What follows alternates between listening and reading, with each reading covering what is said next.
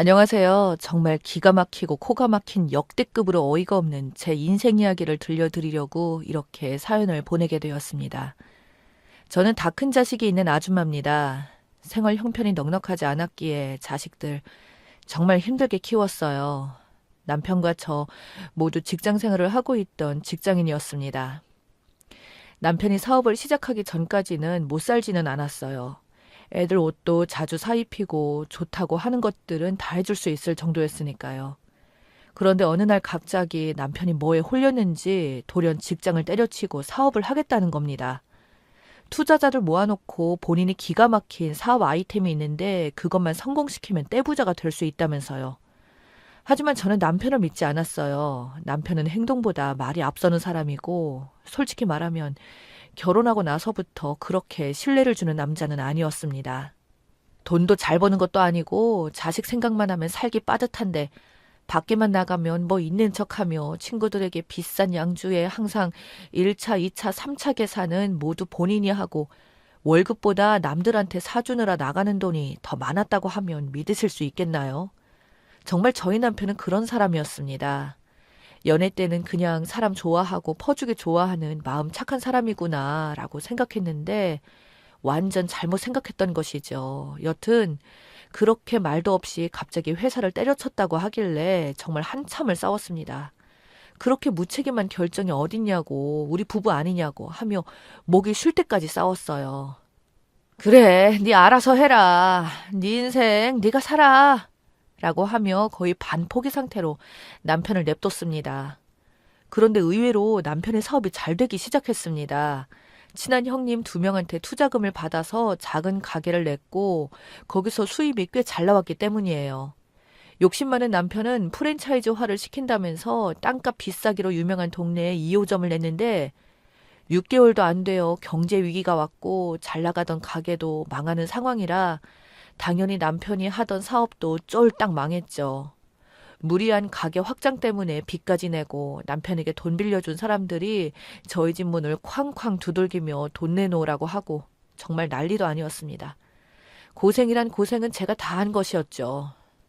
남편은 빚쟁이들이 찾아온다며 집에 붙어있지도 않고 밖으로 도망갔습니다. 한 달에 한두 번 야심한 밤에 집에 몰래 들어와 애들 잘 있는지 확인하고 다시 어디론가 나가기를 반복했어요. 그때 당시 저와 남편은 남남보다 더 못했던 사이였습니다. 그래도 애들 키우기 위해서 남편이 다시 마음을 잡고 빚을 차차 갚아나가며 재기하기를 바랐어요. 하는 수 없이 밖으로 떠돌아다니는 남편을 잡기 위해 사방팔방 수소문해서 남편을 잡으러 다녔습니다.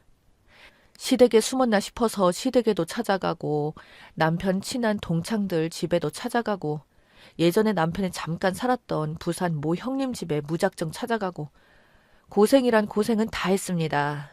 몇 달째 집에도 안 들어오고 종적을 감춘 남편만 생각하면 속이 터지고 답답해 미칠 노릇이었죠. 실종 신고를 해야 하나 정말 안 되겠다 신고라도 해야겠다라고 할 때쯤이면 남편은 귀신같이 집에 들어왔어요. 아, 이번에는 정말 안 되겠다 싶어서 시댁 가서 아들이랑 못 살겠다고 이혼 선언을 해야겠다 생각하고 시댁에 연락도 없이 찾아갔습니다. 그런데 시댁 대문에 열려 있었고 대문 안쪽으로 들어가자 감나무 뒤쪽에 머리를 빡빡 민 거지 같은 남자가 남의 집에 들어와 있기에 저기요, 지금 여기서 뭐 하시는 거예요? 라고 소리를 빽 지르니까 화들짝 놀란 대머리가 저를 쳐다보더라고요. 그런데 보자마자 기절할 뻔했습니다. 완전 머리를 빡빡 민 남자는 제 남편이었고 옷차림은 정말 누가 봐도 스님 복장이었습니다. 남편은 허겁지겁 바지를 올리고 도망가려고 했지만 저는 전속력을 다해 남편을 붙잡았고 도망가지 못하게 실랑이를 했습니다. 밖에서 요란한 소리가 나니 시어머니는 밖으로 나오셨고 제 남편을 보자마자 화들짝 놀래서 아니 네가 왜 여기 있냐? 머리는 왜 그렇게 빡빡 밀었어? 라며 화를 내시더라고요.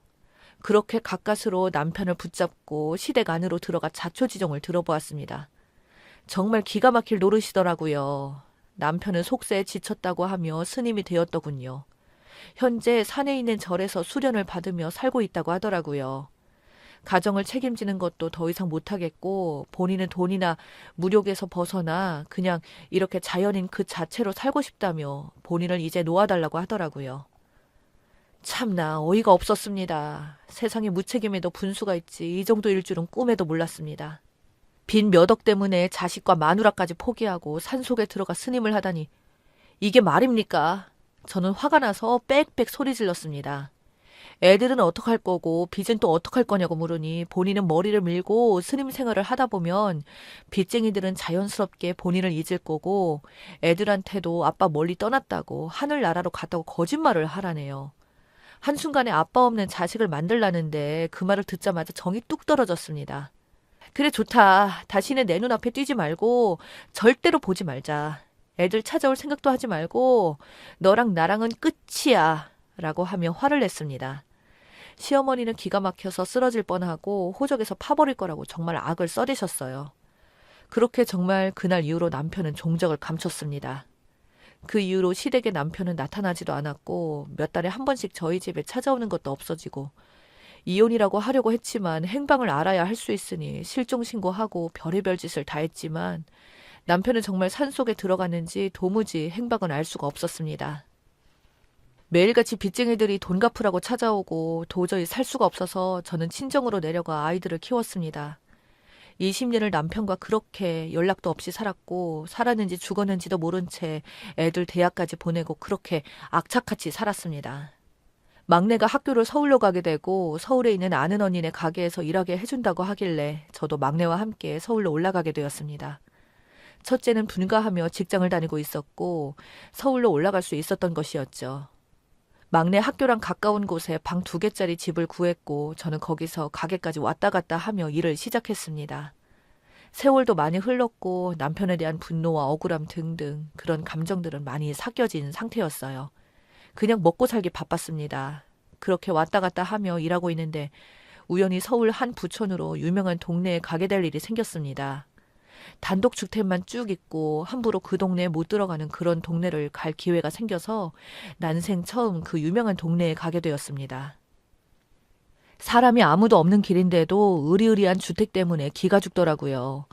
괜시리 눈치 보게 되고 그렇게 발걸음을 빨리 움직여 약속 장소까지 가고 있었습니다. 이런 집에는 누가 살까? 로또 당첨돼도 못 살 것 같은데 이런 생각을 하고 있던 중 굉장히 으리으리한 대저택에서 사람이 나오는 겁니다. 나이는 한 어리게 보면 20대 후반, 많아봐야 30대 초중반으로 보이는 여자가 나왔고 그 뒤에는 웬 빡빡이 아저씨 스님 복장을 하고 있는 남자가 따라 나오는 겁니다. 앞서 나온 여자도 전통 항복, 개량 한복 같은 걸 입고 있었던 상태였고요. 저는 본능적으로 남편을 생각을 하면서 굉장히 기분이 불쾌해졌습니다. 남편 때문에 그러면 안 되지만 스님처럼 보이는 사람만 보면 트라우마가 생겼거든요. 시댁 감나무 밑에서 남편을 본 그 장면이 떠올랐습니다.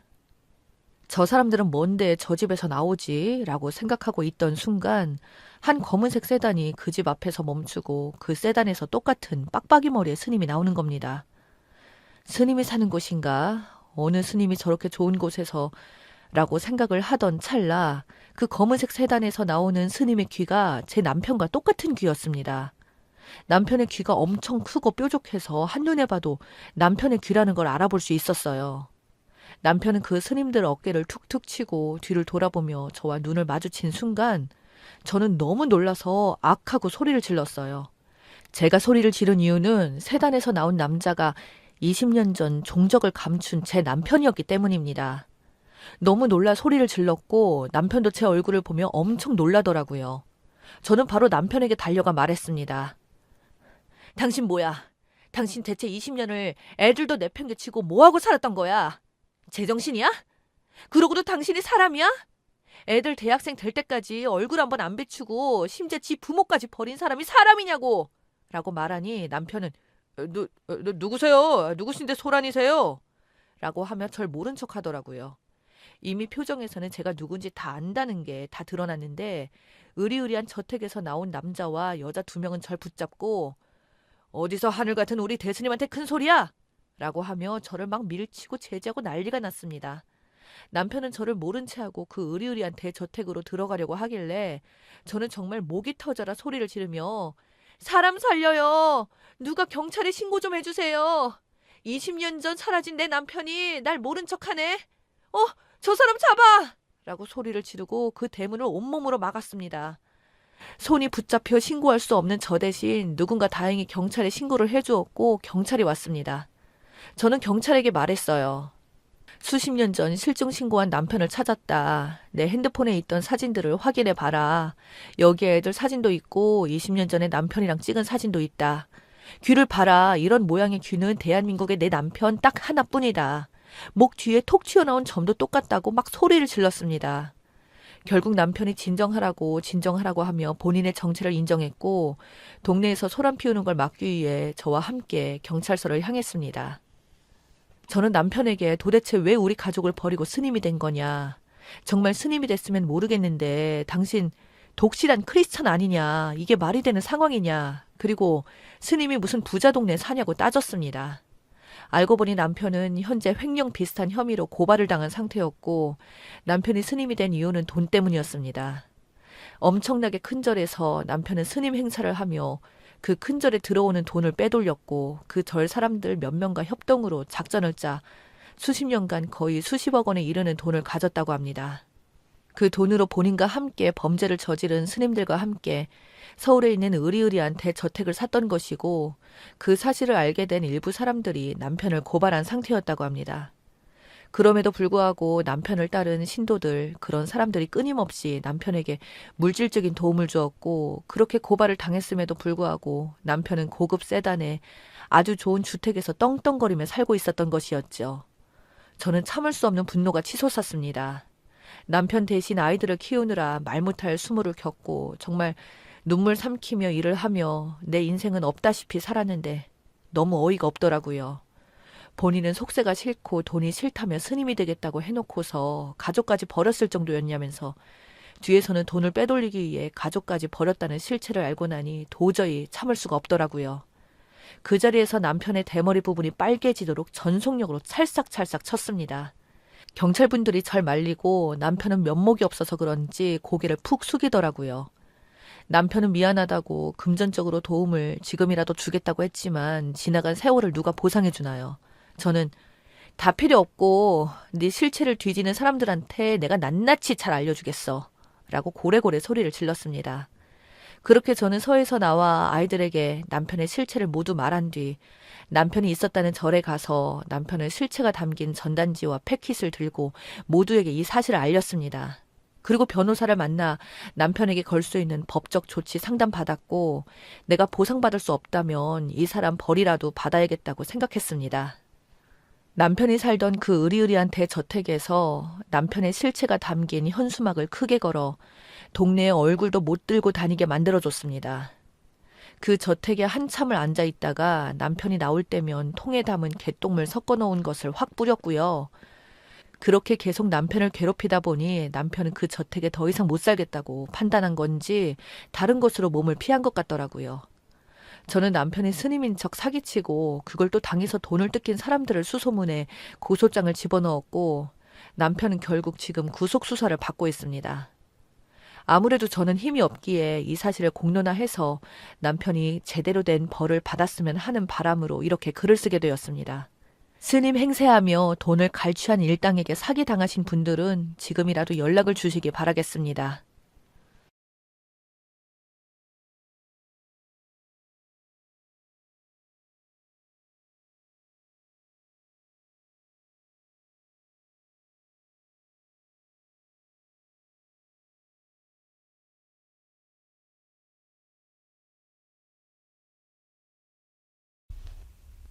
안녕하세요. 저는 올해 56살의 여성입니다. 제가 20대 시절에 남편을 만나서 결혼했어요. 남편은 가난했지만 꿈이 많은 사업을 하고 싶어하는 남자였죠. 그러나 제대로 된 교육도 못 받았고 항상 생각으로만 돈을 버는 이야기를 했었고 냉정하게 현실성이 없는 이야기들이 대부분이었어요. 그런 남편을 저는 잘 다독여서 살아갔지만 남편의 사업병은 끊이질 않았고 결국 저의 만류에도 불구하고 사업에 손을 대기 시작했었습니다. 처음에는 간덩이가 그래도 작았는지 먹는 장사부터 시작해서 2년도 채 못 가서 그동안 아껴서 모은 돈을 다 까먹고 얼마 못 가서 대출을 받아 사업을 하더군요.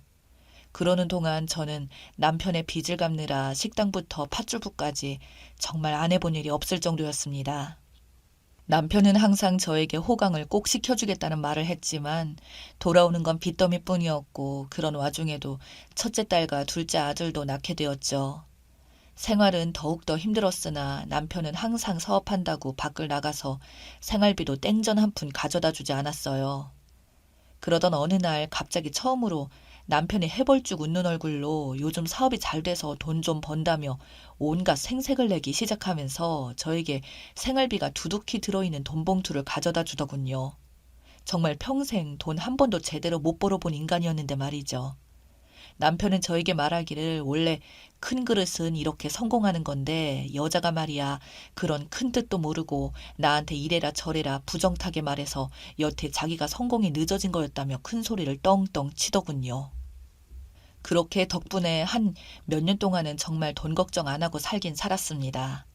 그러나 그만큼 남편의 기고만장함은 하늘을 치솟았고 한 번은 어디 식당에 가족끼리 외식을 가도 종업원들한테 반말 틱틱 내뱉으며 큰소리치며 갑질을 해서 진짜 부끄러울 때가 한두 번이 아니었어요. 그러면서 돈 좀 벌었다고 외제차도 사고 아이들한테 기분 좋다고 그 당시에 진짜 엄청난 돈이던 큰 용돈을 기분 내킬 때면 주기도 했습니다. 거기다가 돈을 좀 버니 유흥과 술은 두말하면 잔소리 정도로 달고 살았어요. 맨날 바깥으로 돌아다니며 사장은 골프가 첫째다 하며 술집 여자들과 놀아나는 걸 다 알면서도 저는 눈을 감아줬습니다. 생활비도 못 구해오고 사람 구실을 못하던 때보다 그래도 지금은 돈으로나마 아이들한테 지원도 해주고 집에는 적어도 사람 좋은 아빠 노릇은 했었으니까요. 제가 그 당시 남편에게 바랐던 단 한 가지는 사랑을 포기했더라도 아이들한테만큼이라도 쓸모있는 아빠로 살길 바랬던 것 그거 하나뿐이었네요. 제 그런 마음을 읽었는지 남편 놈은 그 뒤로 돈만 던져주다시피 하고 애인이랑 여행을 간 것도 알게 되었습니다. 남편은 절대 아니라고 하더니 저한테 방귀 낀 놈이 성내듯이 일부러 성질을 내고는 그 뒤로 집을 나가서 살다시피 하더군요. 그러던 어느 날 결국 사건이 터졌습니다. 사람들이 저희 집을 찾아와서 무서운 얼굴을 하고는 집 문을 미친 듯이 두들기더군요. 저보고는 갑자기 남편 어디 갔냐며 애들 앞에서 제 멱살을 대뜸 잡고는 다짜고짜 소리를 지르는데 저 역시도 사실 남편 얼굴을 못 본 지는 오래되었는데 제가 그 사람한테 무슨 말을 할 수 있을까요? 남편은 집에 잘 안 들어왔고 나조차도 안 본 지 몇 주 되었다고 말했더니 집에 쳐들어온 사람들은 사기꾼 새끼부터 온갖 욕설들을 내뱉으며 집안을 아주 쑥대밭으로 만들었습니다. 그리고는 집안에 돈 되는 것들을 들고 가겠다며 이것저것 들고 가려고 하길래 저는 경찰을 당장 불러서 겨우 쫓아냈네요. 저는 바로 남편에게 다급히 전화를 해봤으나 남편의 전화는 꺼져 있었고 그날 이후로 남편은 23년간 없는 사람이 되었습니다. 남편은 세상에 이미 사기죄로 수배가 되어 있었어요. 남편이 사기를 친 수법은 알고 보니 수많은 사람들에게 대금을 안 주고 물건을 떼서 카드값 마냥 매달 돌려막기를 하며 돈을 빼돌린 것이었습니다. 제가 얼핏 들은 빼돌린 금액만 해도 너무나도 저에게는 천문학적인 금액이었고 그 돈으로 남편은 항상 성공한 사업가 행세를 하며 사람들에게도 자신이 이렇게 잘 나가는 사람이니까 결제 대금을 20%씩만 주면서 물건을 납품받는 것입니다. 이미 거래업체에서 물건 자체를 너무 많이 받았던지라 거래업체에서도 한 번에 빼려고 해도 뺄 수가 없었고 남편은 그걸 노리고 악용하여 엄청난 물량을 받아내며 결제되면 10% 아니 20%씩 결제해주며 물건을 또 받아서 원가보다도 싸게 넘겼다고 하더군요. 나중에는 그런 업체가 한두 군데가 아니게 되었고 끝까지 자신은 아주 잘 나가는 사업가라고 포장을 하니 끝내 수많은 업체들이 연루돼버린 엄청난 규모의 사기 사건이었습니다.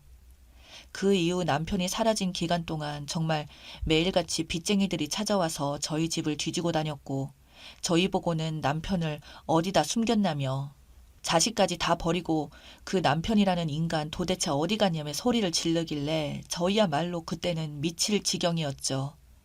심지어 저희 집뿐만 아니라 아이들 학교까지도 찾아가서 난동을 피우는 바람에 아이들은 학교에서 망한 부잣집 자식들이라고 왕따를 당하고 어쩔 수 없이 저는 살고 있는 아파트에서 빠져나와 허름한 단칸방으로 도망가듯 이사를 가게 되었고 나중에는 경찰 조사까지도 받게 되었습니다.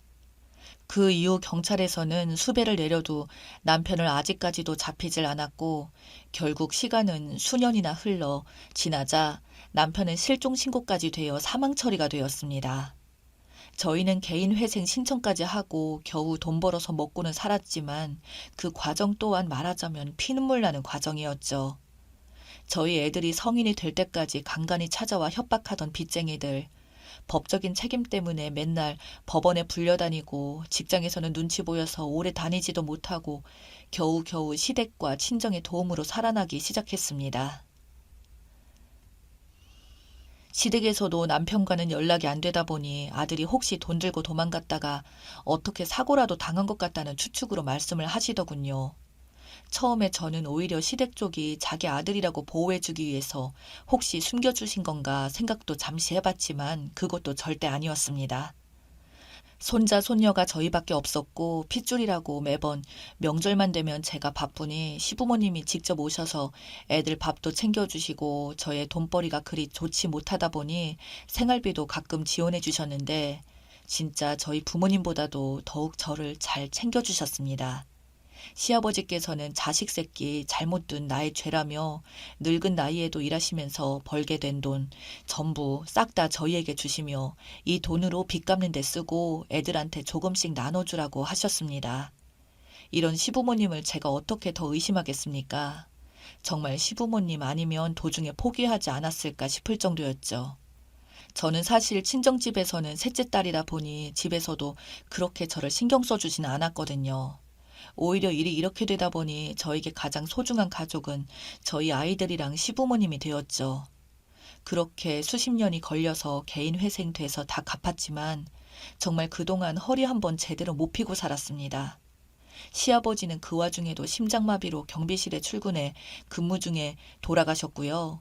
시아버지 장례식장에서 저는 정말 눈물을 흘리며 사진을 쳐다보는데 남편 놈은 진짜 뭐 하는지 정말 죽은 건지 자기 부모님들 장례식조차 안 오는구나 라고 생각을 했었습니다. 그래도 모든 빚 다 갚고 나서는 시어머님이랑 아이들이랑 모두 같이 살기 시작하였고 저희 아이들도 성인이 되어서 취업을 하여 일을 하기 시작했었죠. 그때부터는 빚도 없겠다. 내 식구가 일을 하니 돈은 정말 잘 모이기 시작하더군요.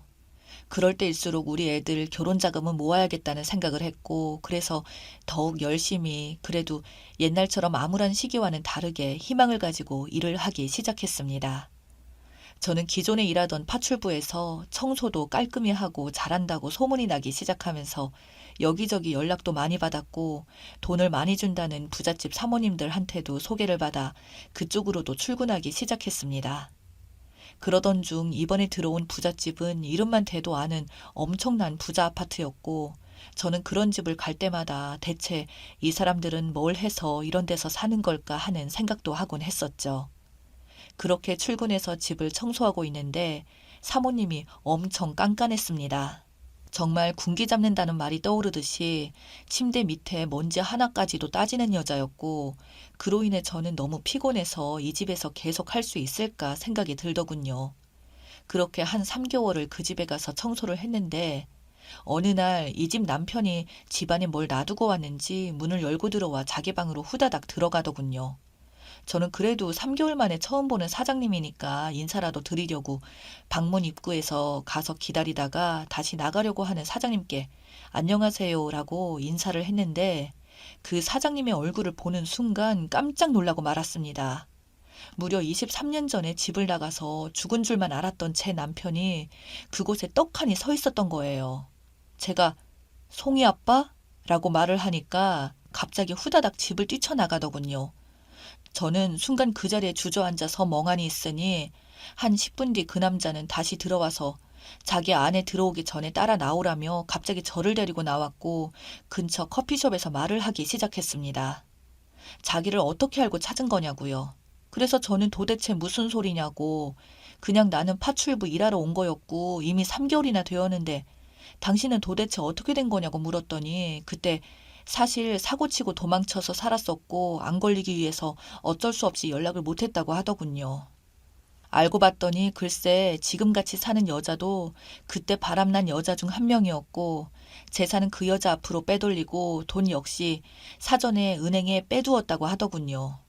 도피하면서도 해외에서 호화롭게 그 여자를 앞에 내세워서 여태까지 살아왔고 둘 사이에 아이도 3명이나 낳고 진짜 남이 보면 행복하게 살아온 인간들이었습니다.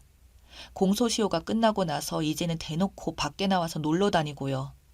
그렇게 남편은 사기를 친 돈으로 집하고 여러 가지들이 많은 엄청난 부자가 되어 있더군요. 이게 말이나 되는 소리인가요? 나는 그래 남이라고 치자. 왜 당신 자식들과 부모들한테도 연락을 안 했어? 아버님이 어떻게 돌아가신지 알아? 라고 말하니 이 인간이 한다는 말이 돌아가셨어? 였습니다. 그리고는 나이 들면 죽는 거지 뭐. 이러면서 말을 이어붙이는데 저는 너무 화가 나서 남편의 뺨을 내리치고 따지기 시작했죠.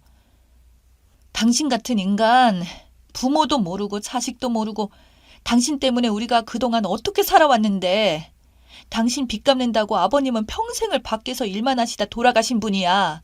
라고 말했더니 자기도 그건 미안하지만 어쩔 수 없었다며 조만간 돈이라도 좀 보내준다고 하더군요. 그리고 그 인간은 또다시 도망쳤습니다. 나중에 남편한테서 문자가 하나 와서는 서로 피차 불편하니까 앞으로 오지 말라더니 얼마 안 가서 번호도 바꾸고 도망갔더군요. 저는 그런 괘씸한 남편을 경찰에 바로 신고했고 빚쟁이들한테마저도 모두 싹 다 연락했습니다. 그리고 좀 더 알고 봤더니 글쎄 이 남편이라는 인간은 공소시효도 사실 완료가 안 되어 있었고 여전히 국내에서는 쫓기는 몸이었더군요. 그 인간이 그것도 모르고 해외에서 국내로 들어온 거고 결국 수십 년 만에 경찰에 잡혀 들어갔습니다. 시어머니는 저에게 괜찮다며 말씀을 하셨지만 내가 짐승을 낳았다고 하소연하시면서 우시더군요. 그 인간이랑 그 상간녀가 사기친 돈 때문에 부도난 사람들도 있었고 이미 돌아가신 분들도 있더라고요. 그래서 말년에 남편이란 놈은 모든 재산 환수당하고 감옥에서 썩는 걸 보니 세상사가 지은 죄는 언젠가는 필히 돌려받는 것 같네요.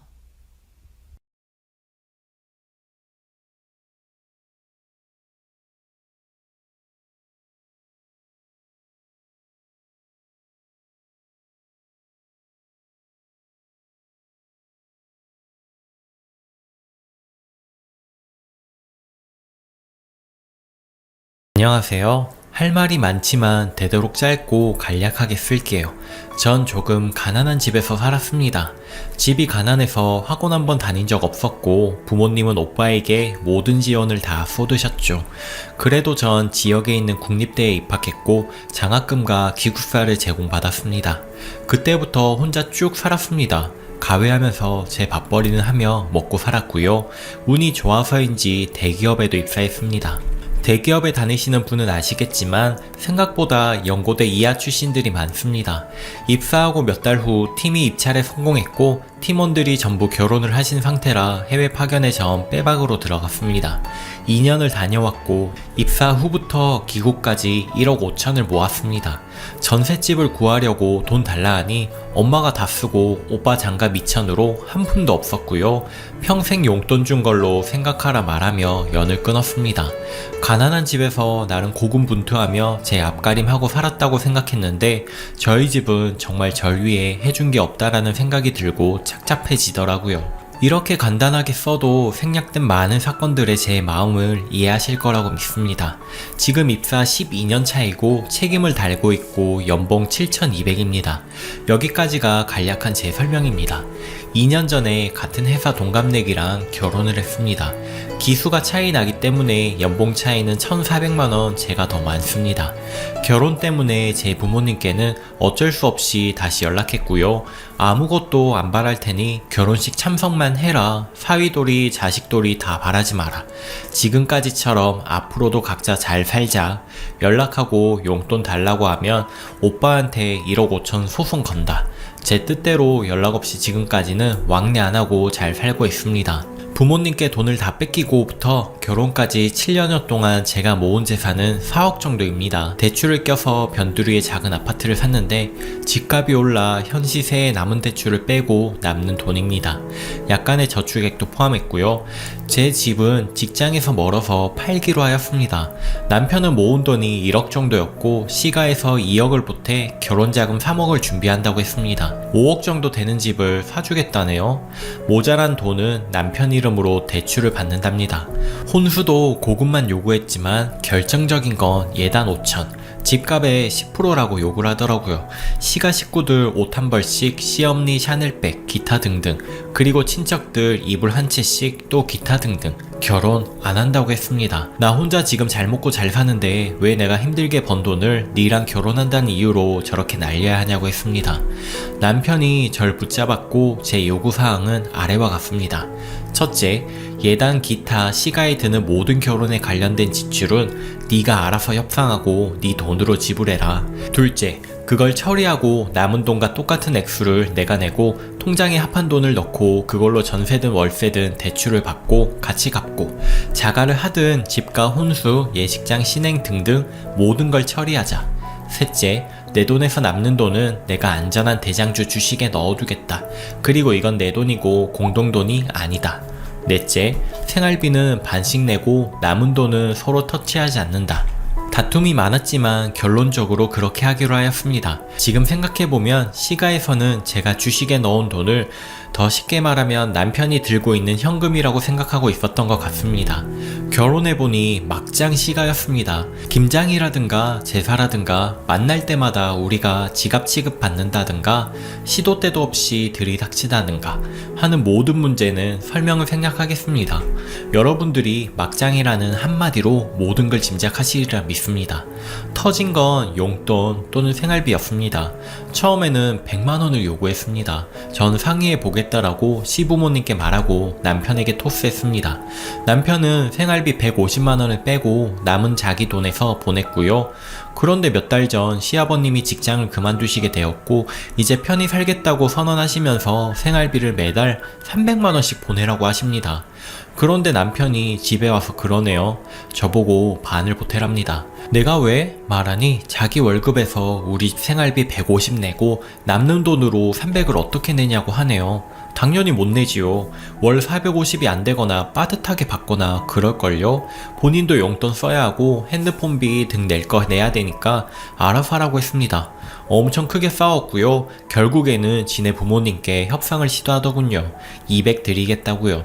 시부모님은 니네 둘이 버는 돈이 얼만데 300을 못 주냐부터 시작해서 제가 시집 올 때 통장에 현금을 몇 억 넣어서 지참금으로 가져오지 않았냐까지 별소리를 다 퍼부었습니다. 저는 지참금이라는 말에 어이가 없었고요. 제가 요지부동이자 남편은 다시 200만원 협상의 대화를 시도했고 시부모님이 하시는 말은 이제부터는 며느리 취급을 안 하겠다느니 시집살이를 안 해서 이러니 앞으로 어떻게 대하나 두고 바라느니 그러시다가 결국엔 이럴 거면 이혼해라 라는 말까지 나왔습니다. 시부모님이 이렇게 강경 대응할 수 있는 이유는 제 아기가 생후 6개월입니다. 애도 낳았는데 네가 이제 어쩔 거냐 이거지요. 300만원 생활비 얘기는 애기 50일 정도에 나왔고요. 전 애기 100일 지나자마자 복직을 했습니다. 복직 얘기가 나오니 올라와서 애기 봐주시겠다면서 400만원을 요구했습니다. 시아버지 혼자 생활비, 시어머니 수고비라고 하네요. 물론 거절했고요. 결혼할 때도 지원받지 않았고 제 의지로 출산비, 산후조리비 다 저희 돈으로 했습니다. 줄 생각도 안 하시고요. 시부모님께 이혼 얘기가 나오니 남편이 이제 어쩔 거냐고 화를 냅니다. 니는 어떤 생각인데? 라고 제가 말하니 온갖 핑계를 대면서 그래도 생활은 하게 해드려야 하지 않겠냐면서 300 중에서 150을 저보고 내랍니다. 안 하면 어쩔 건데? 라고 말하니 이놈이 그러네요. 이혼도 생각하고 있다고, 부모를 버릴 순 없다고 협박을 하네요. 빡쳤습니다. 그래, 이혼하자 했지요. 네 부모에게 150씩 내 월급을 뜯기느니 그냥 혼자 애 키우는 게 더 풍족하겠다 했습니다. 근데 어제 이놈 이제 남편이라고 부르기도 싫습니다. 퇴근하면서 이혼 서류에 도장까지 찍어서 가져오네요. 최후 통첩이라고 합니다. 어디서 협박질입니까? 짜증 나더라고요 정말. 들고 온 이혼 서류에 빈칸들을 채우면서 말했습니다. 이혼 조건은 확실히 하자. 첫째, 재산 분할은 각기 통장 알아서 들고 가고 집은 팔아서 집 대출 갚고 남은 돈은 등기대로 50%씩 나누는 걸로 하자.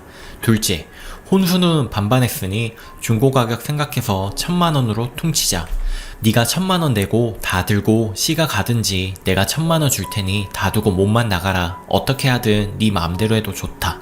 셋째, 니랑 네 부모님이 우리 애기가 협박거리인가 본데 월 100으로 하자. 네가 100 주면 내가 키우고 그게 싫으면 내가 100 낼 테니 네가 키워라. 이것도 네 마음대로 해라. 넷째, 누가 키우던지 우리 애기 대학 가면 등록금 반반 부담하는 걸로 하자. 다섯째, 지금부터 1년에 1,000만원씩 각자 내서 애기 이름 주식 계좌에 넣자. 이 정도 돈이면 상속세 안 내는 걸로 알고 있습니다. 대장주 확실한 데에 넣고 애가 군대, 대학 다 나오고 취직하면 주는 걸로 하자. 단 누가 키우든 이 시기에서 이 주식 돈으로 애기를 그 집에서 독립시키자. 그래서 우리 둘 중 누구를 애가 선택하든 우리 둘 모두를 보고 살든 애기한테 맡기는 걸로 하자. 주식 계좌는 우리 둘 중 누구도 손 못 대게 내가 방법을 알아보겠다. 여기까지 말하고 도장을 찍었습니다. 이놈 오늘 아침에 새벽같이 짐 싸서 집을 나갔습니다. 마지막 기회를 줄 테니 잘 생각해보라고 멘트까지 남기면서요. 출근한 건지 그대로 씨가 갔는지도 모르겠습니다. 저도 혈압이 올라 오늘 연차 내고 쉬고 있습니다. 이 글 링크 오늘 보내줄 겁니다. 제3자 입장에서 어떻게 생각들을 하시는지요? 그리고 지금 보고 있을 거니 확실히 말해두마. 네가 마지막 기회를 주는 게 아니고 이 링크가 내가 주는 마지막 기회야. 이혼 서류는 월요일 아침에 반차 쓰고 내가 반드시 낸다. 너 사람 잘못 봤어. 네 부모 말대로 내가 돈 1억 5천에 부모 인연까지 끄는 독사 같은 년이야. 월 300이 누구 집 강아지 이름이니 150을 나보고 내라고. 그 150에다가 양육비 100을 더하면 250이다. 매달 그 돈이면 애 호강시키면서 혼자 키울 수 있어. 내가 왜 네 부모 밑에다가 150씩 매달 줘가면서 살아야 하는데? 나는 뭐 먹고 살고 내 노후는 누가 보장해 주는데? 내 애기한테 늙어서 월 300씩 달라고 대물림해? 분명히 말한다. 월요일 새벽까지 집에 100개 들고 기어 들어오지 않으면 이혼 서류 접수하고 그 뒤로는 내 맘 절대로 변하지 않는다. 씨가 믿고 날 협박해? 애 양육비 100씩 매달 주고 애 미래에 독립비 매달 85씩 적금 넣고 네 용돈 쓰고 남는 돈으로 네 부모 생활비 300 줘봐라. 계산 나오냐? 네 월급 얼마냐? 마지막 경고다. 100개 들고 기어 들어와라. 베팅도 사람 봐가면서 하는 거다 알겠어? 네 항복 조건은 나랑 네 부모랑 인연 끊게 해주는 거다. 추가합니다. 먼저 신경 써주신 분들께 감사합니다. 조언해주신 대로 남편과 함께 법원에 가겠습니다. 하마터면 헛걸음할 뻔했습니다. 이걸로 주작이라는데 뭐 모를 수도 있지요. 저도 이혼이 처음이거든요. 판에 계신 분들도 헛걸음하신 분들이 많으실 거라 생각합니다. 증여 문제는 1년이 아니라 10년에 2천만 원이었군요. 제가 착각을 했습니다. 알려주셔서 감사하고요. 주작이라고 태클 거시는 분들 회사 생활 10년 이상 되면 별꼴을 다 겪습니다. 그 정도의 마음 상해하지 않습니다. 전 신경 쓰지 않으니 스트레스 해소에 도움이 되시길 바랍니다. 발랄하게 시작했지만 어디서부터 이야기 드려야 할지 5대1 싸움이라 참 힘듭니다. 손 위신우 둘 있고요. 휴, 제 팔자도 참 사납네요. 결론적으로 말씀드리면 남편은 새벽까지 안 들어왔습니다. 아침에 같이 법원 가려고 사무실 찾아갔더니 이틀 연차를 냈다네요. 참 어이가 없습니다. 다시 제 사무실로 돌아가서 이사님께 이혼할 거라고 말씀드리니 놀라시네요. 정말이냐고 못 믿는 눈치시길래 양쪽이 도장 찍은 합의 이혼 서류 보여드리고 머리가 복잡해서 그러니 하루 쉬겠다고 말씀드리고는 집으로 와서 이 글을 씁니다. 남편, 보고 있냐? 내가 준 링크 타고 이어지는 글로 들어와서 이 글을 지금 온 식구가 모여 앉아 머리 맞대고 실시간으로 보고 있겠지. 지방 한 동네에 다 같이 거주하고 있고요. 어제 큰 신우가 그랬지. 남편이 신우들 데리고 어제 일요일 오후 3시에 쳐들어왔습니다. 이 사건은 다음에 얘기하겠습니다. 이혼하면 회사 소문 다 나서 퇴직해야 할 거라고. 친정도 없는 년이 퇴직하고 어디서 뭘 먹고 살려고 그러냐며 협박질했지. 날 그렇게 모르니? 내가 보낸 링크가 빈말처럼 느껴졌어? 난 너랑 달라. 넌 협박용으로 이혼 서류 던졌지만 난 그런 공갈을 안 쳐. 내가 지금 그리고 있는 큰 그림, 눈치도 못 채는 세대가리 주제에 그까짓 걸로 공갈 협박이나 하는 네 누나 보고 있자니 코미디가 따로 없더라. 그래, 내 입으로 이혼한다고 먼저 소문냈다. 이제 어쩔래? 머리 아프지? 설마가 사람 잡았지? 지금 이게 뭔 상황인가 싶지? 이제 이혼이란 말이 실감이 나냐? 니네 식구 5명이서 머리 맞대고 잘 논의해봐. 니네들이 뭘 생각하든 난 한 걸음 앞에 있을 테니까. 이혼이라는 말은 장난으로도 꺼내는 말이 아니야. 상대는 그걸 실천해 버릴지도 모르니까 말이야. 이야기를 하기 전에 배경 설명을 이제라도 조금 해드려야 이해하기에 쉽기에 몇 가지 설명을 드릴게요. 제가 올리는 이 글들은 처음부터 재판정에 소송으로 갈 경우 참고용 자료로 증거로는 인정되지 않겠죠. 낼 생각인지라 최대한 사실만을 적고 있습니다. 이 사실을 증명할 모든 자료들은 이미 다 준비되어 있습니다. 그래서 전 조회수나 베스트 글에는 관심이 없습니다. 그런데 여러분들이 달아주신 댓글들에는 많은 위로를 받고 있습니다. 울면서 몇 번이나 다시 되읽고 또 읽었습니다. 감사합니다. 글을 쓰려고 마음 먹었을 때에는 제가 여기서 위로받을 거라고는 상상도 하지 못했습니다. 정말 감사합니다. 남편아, 뜨끔하지? 증빙 자료라니 이게 무슨 소린가 싶지? 내 핸드폰이 통화 자동 녹음된다는 건 잘 알고 있을 거다. 시댁과 통화하고 내게 들려주며 하소연한 내 억울한 사연들, 그 통화 내용을 들려주고 너 보는 앞에서 지웠지? 그거 이미 다 백업해 놓은 거란다. 명절에 니네 식구들 다 술상 차리고 명절 음식 먹으며 하하호호 거릴 때 안주거리 새로 내오면서 내가 사진 찍고 화목하다고 인스타 올린 거 있지? 나도 한 장 찍어주라며 말해서 네가 나 일하는 거 찍었지? 그 사진 기억나? 왼손으로 계란 20개 푸른 거 휙휙 저으면서 오른손으로 전 부치던 묘기. 내가 인스타에 니네 이런 거 할 줄 아냐고 자랑하던 그 사진. 네가 네 친구들에게 우리 마누라 이렇게 일 잘한다고 자랑하던. 근데 아니, 너 무심코 넘겼을 그 사진에 산더미처럼 쌓인 전이며 나물들 배경에 찍혀 있단다. 니네 엄마가 나 일부러 고생시키려고 엄청난 양을 준비했었지. 근데 말야, 내 디카가 날짜, 시간도 기록된다는 거 몰랐지? 그 2개 사진 1분 간격으로 찍힌 거야. 재판장에서 나만 일했고 다들 술 먹고 놀았다는 증거 자료라고. 내가 열심히 올리고 네가 자랑질한 그 모든 사진들이 다 양날의 검이었어. 사이가 좋을 땐 가족 사진이지만 일이 이렇게 되면 네 목을 겨누는 비수가 된다고. 이제 내가 왜 인스타에 열심히였는지 알겠어? 내 인스타에 네가 대댓글로 달고 즐겼던 모든 게 너도 알고 있었다는 고의를 증명하는 자료들이야. 내가 2년간 모은 자료가 얼마나 많겠어? 기대해도 좋아. 글 읽으시는 님들, 이 글을 증거로 쓸 거라면서 이런 내용을 적어도 되냐고 저 대신 걱정하지 마세요. 다 제 계산 속에 있습니다. 그리고 절 독사니, 인정미 없다느니, 무섭다느니, 돈만 밝힌다느니 하시는 분들, 저도 그 모든 사실을 인정합니다. 네, 저 돈만 아는 아주 나쁜 사람 맞습니다. 맞구요. 그러니 저 욕하면서 인생 잘 안 풀리시던 그 스트레스나마 잘 풀리시길 바랄게요. 그럼 이야기 다시 이어가겠습니다. 애기 50일경 나온 용돈 300만원 이야기는 저도 처음에 들었을 당시 깜짝 놀랐습니다. 두 분이서 사시는데 무슨 300만원이냐고. 웬만한 월급쟁이 한 달 월급인데 그 많은 돈이 왜 매달 필요하시냐고 그랬지요. 그랬더니 하시는 말씀이 본인 친구분이 교직인가 공무원인가 하시다가 정년퇴임 있으신데 연금이 한 달 300만원 정도 나온답니다. 그래서 본인도 그 정도는 용돈으로 받아야 친구들 사이에서 체면이 선답니다.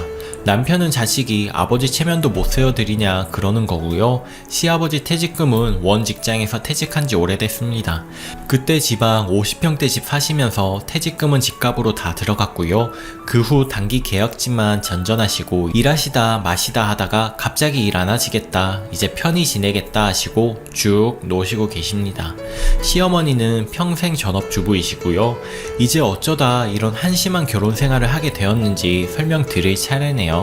어떻게 이런 남편과 결혼하게 되었냐고 헛똑똑이라고들 말씀하시는데, 남편 장점은 모난 구석 없이 지극히 평범한 사람이란 것입니다. 이게 왜 장점이냐고 하신다면 전 평범한 결혼 생활을 하고 싶었기 때문입니다. 평범한 사람과 평범한 가정을 꾸리는 것이 제 결혼의 이상형이었습니다. 돈이라든가 부족한 것들은 제가 어떻게든 메꾸면 되니까요. 제 친정 환경을 기억하신다면 이 부분이 이해가 되실 겁니다. 남편의 단점은 3가지가 있었는데, 첫째, 입이 싸다. 둘째, 귀가 얇다. 셋째, 유유부단하다. 제가 이해하고 잘 다독이면 이 정도쯤이야 라고 생각했습니다. 전 몰랐던 거죠. 하나하나는 별거 아닌데 이게 3콤보가 되면 태풍이 되어 제 인생을 날려버릴 줄은 몰랐습니다. 제가 감당할 수 있는 범위 밖이었습니다. 결혼 과정의 시작 부분을 말씀드릴게요. 어제 남편이 신우 둘 데리고 쳐들어왔었다고 했죠. 제가 큰 신우에게 물벼락을 맞았거든요. 지금 이 글을 통해 복수를 할 겁니다. 이제는 받은 만큼 되돌려줍니다. 처음 인사드리러 갔을 때 일입니다. 제가 친정과 인연을 끊었다는 말을 꼭 미리 말씀드리라고 남편에게 신신당부를 했습니다. 이런 며느리를 싫어하시는 분들도 분명 있을 테니까요. 탐탁지 않게 여기시면 애초에 만나볼 필요도 없이 그만두려 했습니다. 전 원래 비혼주의자였고 결혼을 하게 된다면 평범한 사람이랑 하고 싶단 얘기입니다. 나 싫다는 사람들에게 애걸복걸하며 결혼을 구걸할 필요를 못 느꼈으니까요. 그래서 시부모님은 분명 이미 알고 있으시면서 마치 몰랐다는 양 꼬치꼬치 깨묻고 마땅치 않은 표정 짓고 마지못해 승낙하니 고마워하라는 태도였습니다. 모은 돈이 얼마나 되냐기에 결혼 비용할 만큼 충분히 모았다고 얼머무렸습니다. 그랬더니 하시는 말씀이 남편이 모은 돈이 1억이고 1억 넘을 텐데 용돈만 남기고 5에서 6년을 월급을 다 보냈다고 했는데 시가 집을 대출 없는 집이라고 자랑을 담보 잡아 2억을 보내줄 테니 너 때문에 등기도 등본에 대출 기록 남긴다고 고마워하고 시가에 잘하라고 강조를 5억 집을 사줄 테니 2억 집 대출 끼고 너도 준비를 단단히 해야 한다 말씀하시더군요. 저쪽 3억, 나 4억. 1억 차이쯤이야 뭐 싶었습니다. 1억이면 예단 혼수 준비 충분할 테니 3억은 공동 통장에 넣어 재테크나 해야겠다 싶어서 원하시는 대로 준비하겠다 말씀드렸지요. 대충 얘기를 끝낸 후 저더러 혼자 먼저 올라가라는 겁니다. 아니 같이 내려갔으면 같이 올라와야지요. 예의가 아니잖아요. 아, 내 재산에 대해 캐물으려 하는구나 싶어서 그냥 혼자 올라왔습니다. 입이 싸니 분명 말하겠다 싶었죠. 버스 안에서 시뮬레이션을 돌렸습니다. 그럼 대출 없이 집을 구하라 하겠구나. 1억은 혼수 예단에 2억을 내가 집에 보태면 서로 3억씩 가지고 결혼하는 거고 공동 통장에 1억 넣고 재테크하게 되겠고 이쯤이야 들어드려야지 하고는 맘 편히 생각했습니다. 집에 도착하고 누워있으려니 시아버지한테 전화가 왔습니다. 벌써 핸드폰 번호도 알려줬구나. 이 사람이 그렇지 뭐 피 굽고 전화를 받았습니다. 집 대출로 보태주는 돈 2억은 빌려주는 거니 갚으라고 합니다. 이게 뭔 일? 그럼 저쪽에서 1억? 내가 4억? 머리가 핑핑 돌아가기 시작합니다. 생각해보겠다고 하니 전화를 끊으며 하시는 말씀이 과간입니다. 대충 옮겨보자면 이런 내용입니다. 식구들 아무에게도 말하지 말고 몰래 갚아주었으면 좋겠다. 나도 자식 결혼에 보태주어야 내 체면이 서지 않겠니? 그러니 식구들 몰래 갚아주고 2억을 내가 보태준 걸로 해다오. 며느리 네가 시아버지 체면을 세워주리라고 믿는다. 통화를 마치고 상황을 정리하기 시작했습니다. 난 4억 가져가는데 저쪽은 1억 내고 집 명의까지 가진다? 시어머니 신우들은 2억을 보탰다고 알 테니 그만큼 뽕을 뽑으려 할 것이다. 2억 갚는 걸 아무도 몰래 갚으라 했으니 남편도 반반 결혼이라 평생 생각할 것이다. 시아버지는 빼돌린 2억으로 뭘 하려는 걸까? 지금 이 상황을 쟤한테 말해야 하나? 머리가 가부화가 걸려 터져 나갑니다. 남편이 신이 난 표정으로 제 집에 왔습니다. 신이 나서 자랑을 하는데 전 듣기만 했습니다. 갈호하는 남편 얘기를 들으며 하는 제 생각입니다. 우리 엄마가 우리 동네는 예단이 집값의 20%라고 그러면서 너한테 말 전하래. 5억 집에 20%? 1억인데? 그럼 난 4억. 넌 영원? 근데 집 명의를 네 걸로? 그래서 내가 서울은 10%라고 강하게 말하면서 설득을 시켰어. 나 잘했지? 그래도 난 4억, 넌 꼴랑 5천만원, 집 명의는 다 네 거? 다 말해버릴까 하다가 부자지간 고를 만들긴 싫어서 그냥 헤어지자라고만 말했습니다. 몇 달을 따라다니면서 네가 원하는 대로 다 하겠다. 결혼하자길래 시가와 돈만 안 엮이면 나름대로 살만하겠다 싶어서 조건을 걸었습니다. 시가 돈은 한 푼도 받지 않겠다. 우리 결혼은 우리끼리 반반씩 하자. 그러니 예단도 내가 왜 줘야 하는지 모르겠다. 네 모은 돈에서 네가 알아서 다 처리하고 남는 돈을 말하면 그 액수만큼 내가 결혼 통장에 넣어서 모든 걸 같이 처리하자. 그리고 10년간은 각자 월급을 관리하자. 니네 부모 용돈과 시가에 드는 모든 돈은 네가 네 월급에서 처리해라. 10년 후에도 우리가 결혼 상태로 그대로 있다면 10주년 통장을 합하는 것에 대해 다시 얘기하자. 의외로 시가에선 순순히 반반 결혼을 찬성했습니다. 무슨 꿍꿍이었는지 곧 나옵니다. 어쨌든 이렇게 결혼을 하게 되었습니다. 자, 이제 제가 시가 물사대기 날릴 차례네요. 남편아, 지금 다 같이 보고 있지? 네 엄마 한 사람만 어리둥절하고 나머지는 당황하고 있지? 2억 주지도 않았는데 왜 그럴까?